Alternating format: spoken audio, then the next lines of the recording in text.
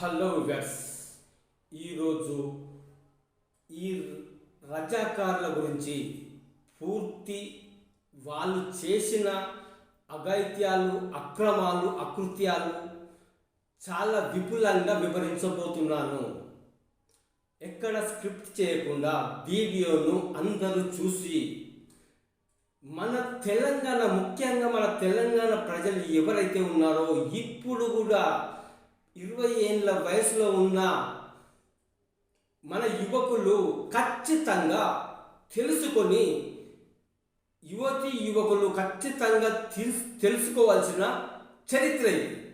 ఇంతటి చరిత్ర, ఘన చరిత్ర, ఇంత అమానుషమైన చరిత్ర ఎక్కడ దేశంలో జరగలేదు. ఒక్క బైరాన్ పల్లిలోనే ఇంత అమానుషమైన చర్య నైజాం ప్రభుత్వం చేసి ఎంతో మందిని పొట్టన పట్టుకున్న విషయం మీకు ఇప్పుడు వివరించబోతున్నాను. దయచేసి అందరూ ఎక్కడా స్క్రిప్ట్ చేయకుండా వీడియోను చూడండి. అమాయకులైన ప్రజలే వాళ్ళ టార్గెట్. రజాకార్ల టార్గెట్ అమాయకుల ప్రజలే. వాళ్ళు ఎక్కడెక్కడ తిరిగి నిజాం ప్రభుత్వం ఏర్పాటు చేసిన రజాకార్లు రాక్షసానందం పొందుతూ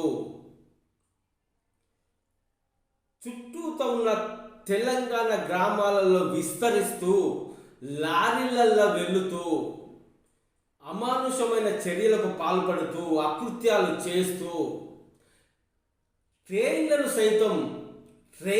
సైతం ఆపి అందులో ఉన్న ప్రయాణికుల దగ్గర నుండి బంగారం దోచుకొని, భోగీలను సైతం తగలబెట్టి వారి దగ్గర నుండి ఏది ఉంటే అది గుంజుకొని రాక్షస ఆనందం పొందిన చరిత్ర.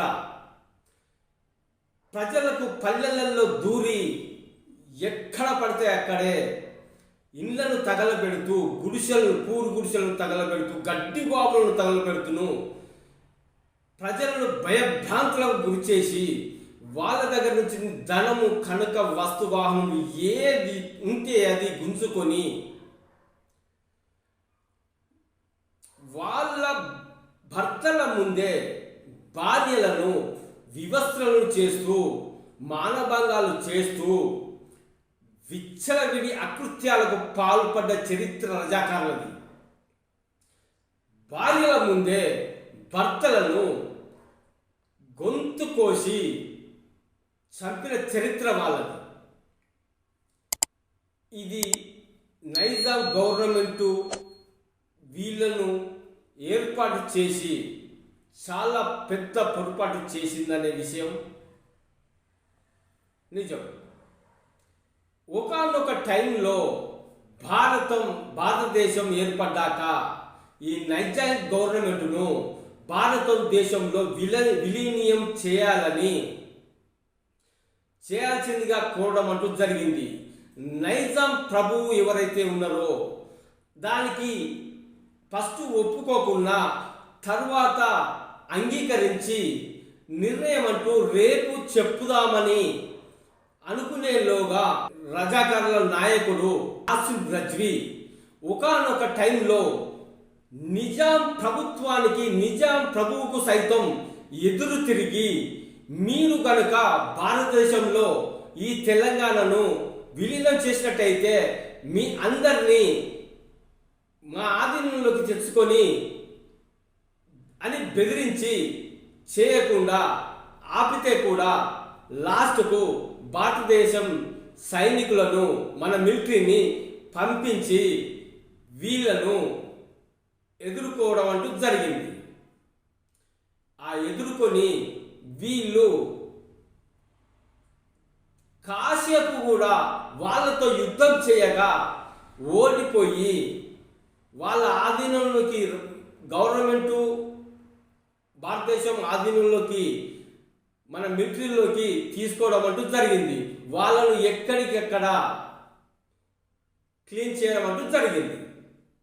ఇకపోతే అసలు విషయానికి వస్తే వీళ్ళు ప్రతి ఒక్క పల్లెను, ప్రతి ఒక్క పట్టణాన్ని నిజాం ప్రభువు ఎవరైతే ఉన్నారో ఆయన ఏమనుకున్నాడంటే ఈ హిందువులను తెలంగాణలో ఉండకుండా యూనియన్ టెరిటరీకి పారిపోయే విధంగా వీళ్ళను హిందూ ప్రజలను అష్ట కష్టాల పాలు చేస్తూ వాళ్ళ మీదకి రజాకాలను ఉసిగొలుపుతూ నిజాం సైనికులతో సహా అప్పటికి ప్రభుత్వం నియమించిన పోలీసులతో సహా వీళ్ళందరినీ హిందువులపై దాడికి ఉసిగొల్పుతూ వీళ్ళందరి మీద దాడి చేయమంటూ వీళ్ళందరినీ సైనికులను పంపించడం అంటూ జరిగింది.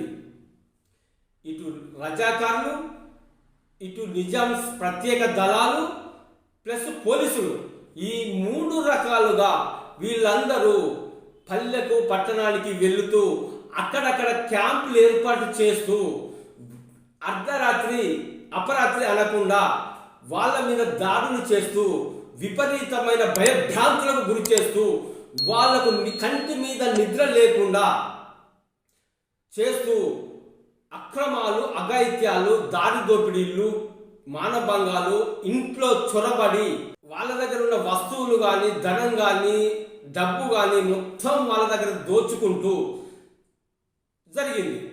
చివరికి ఎక్కడ పడితే అక్కడే కూర్చొని గ్రామాలలోకి వెళ్ళి వాళ్ళ ఇంటి ఆడవాళ్ళను మాకు ఛాయ కావాల్సిందిగా అడగడము, వాళ్ళు ఛాయ లేదు అని, మా దగ్గర ఛాయ ఎక్కడని లేదు అంటే వాళ్ళ ఛాతీ మీద చేయి వేసి అత్యంత నికృష్ట విధంగా ప్రవర్తిస్తూ చాలా విధంగా భయప్రాంతాలకు గురి చేస్తూ అనుభవపూర్వకంగా ఇది జరిగింది నిజం.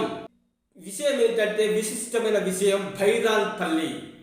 మన ప్రస్తుతం అప్పుడు వరంగల్లో ఉన్న ఈ భైరాన్పల్లి అనే గ్రామం మీద వాళ్ళు ఉద్యమాన్ని స్టార్ట్ చేసి ఈ రజాకార్ల మీద తిరుగుబాటు దళాలను ఏర్పాటు చేసుకొని కమ్యూనిస్టు దళ నాయకుడు ఉంటూ ఆ ఊరిలోకి రజాకార్లను రాకుండా అత్యంత గస్తీ చేస్తూ గ్రామంలో ఉన్న ప్రజలు కొంతమంది సెక్యూరిటీగా ఏర్పడి గ్రామాన్ని విస్తరిస్తూ ఏమాత్రం సంఘటన జరిగినా రజాకారులు వస్తున్నారని తెలిసిన గ్రామస్తులను అప్రమత్తం చేస్తూ ఉండడం అంటూ జరిగింది. ఈ రజాకారులు ఒక 5 సార్ల భైరాన్పల్లి మీద 400 మంది పోలీసులు, రజాకారులు, నిజాం గవర్నమెంట్ ఉన్న ప్రత్యేకమైన సైనికులు వీళ్ళందరూ మూకుమ్మడిగా దాడి చేసి 5 సార్లు ఎదుర్కోవడం అంటూ జరిగింది. వీళ్ళ రజాకారులను పరుగులెత్తించి పంపించడం అంటూ జరిగింది. చివరికి ఈ విధంగా 400 మంది గ్రామాన్ని చుట్టుముట్టి గ్రామంలో ఉన్న వారిని ఇదంతా నిజాము గవర్నమెంటే చేసిందనే విషయం కొసకు అర్థమైంది. ఇది రజాకారులు కాకుండా నిజాం ప్రభువే పోలీసులను ప్రత్యేకంగా నిజాం సైనికులను పంపించి ఇది ఎట్టి పరిస్థితుల్లో కూడా ఇక్కడ ఉద్యమాన్ని ఈ కమ్యూనిస్టు ప్రాంతాన్ని మన ఆధీనంలోకి తెచ్చుకొని వీళ్ళను ఉండకుండా చేయాలి. ఇది విస్తరిస్తే మనకు బ్రతకడం సాధ్యం కాదని గ్రామాన్ని మొత్తం పక్కపట్టి ఉన్న ఇంకొక గ్రామం కూడా కూటికల్లు, ఈ 2 గ్రామాల ప్రజలు ఒక దిక్కుగా ఏర్పడి ఉండడం అంటూ జరిగింది. ఇక్కడే రజాకారులు ఏర్పాటు చేసుకున్న వివిధ రకాల గ్రామాలు, ఆ గ్రామాలు ఏంటి అంటే మద్దూరు, లగ్నూరు, చేర్యాల, ముస్త్యాల క్యాంపులలో ఉన్న రజాకారులు వీళ్ళందరినీ ఒక్క దిక్కుగా మూకుమ్మడిగా కూడగట్టుకొని పోలీసులతో సహా ఈ బైరాన్పల్లి, కూటిగల్లు ఈ 2 గ్రామాలను చుట్టుముట్టి తన ఆధీనంలోకి తెచ్చుకొని కూటిగల్లులో 18 మందిని నిర్దాక్షిణ్యంగా చంపివేసి బైరాన్ పెళ్లికి వచ్చి 80 మందిని 4 వరుసలుగా నిలబెట్టి మిషన్ గన్నులతోటి మోటారు వాహనాలతోటి వాళ్ళను విపరీతంగా కాల్చి చంపి చివరికి 118 మంది మరణించగా వీళ్ళందరినీ కుప్పగా వేసి గ్రామస్తులు చూస్తుండగా కాల్చివేసి చంపడం అంటూ జరిగింది. తెల్లవారి ఈ కమ్యూనిస్టు నాయకులు గ్రామంలోకి వచ్చి ఎవరున్నారు అని చూస్తే చివరికి గ్రామం అంతా నిర్మానుష్యంగా కనబడడం జరిగింది. ఎంతమంది అసలు మరణించారనే విషయం కూడా ఇప్పటి వరకు తెలియదు.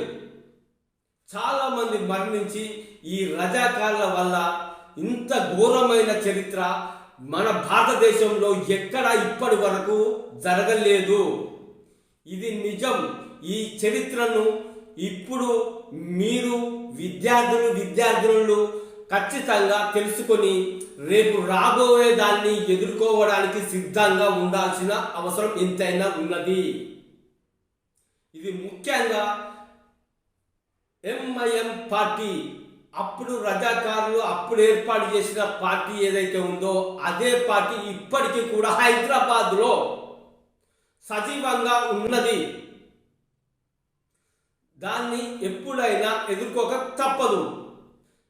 ఇప్పుడు ఓకే, భవిష్యత్తు తరాలకు ఎప్పుడైనా ఇది మోసపూరితంగా మన మీదికి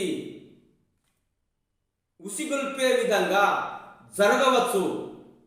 ఇది అందరూ తెలుసుకోవాల్సిన చరిత్ర. ఈ చరిత్ర ప్రకారంగా ఇప్పుడు మీరు ఏదైతే ఉందో సినిమా రజాకార్ సినిమా చాలా మంచిగా ఉన్నదట. అందరూ పోయి ఒక్కసారి ఆ సినిమాను విజిట్ చేసి చూడండి. నేను చెప్పిందే కాదు, అందులో చెప్పింది ఇంకా బాగుంటుంది. మీరు ఖచ్చితంగా ఆ సినిమా చూడవలసిన అవసరం ఉన్నది. గ్రహించుకొని ఎలా ఉండాలి ఏంటిది అనేది మీరు తెలుసుకుంటారని మీకు చెప్పనవసరం లేదు. మన రక్తం, మన వేడి చాలా గొప్పది. ఇప్పుడు అదే రజాకారు ఒక్కడొచ్చి మన ఇంటి ముంగడికి వచ్చి నిలబడమను. అప్పుడు జరిగింది. రజాకారులు మన ఆడబిడ్డలను, మన తల్లిలను వివస్త్రులను చేసి వారితో అదే గ్రామంలో బైరాన్పల్లిలో బతుకమ్మలు పేర్పిచ్చి నగ్నంగా బతుకమ్మ ఆడిచ్చిండ్రు. ఇది నగ్న సత్యం.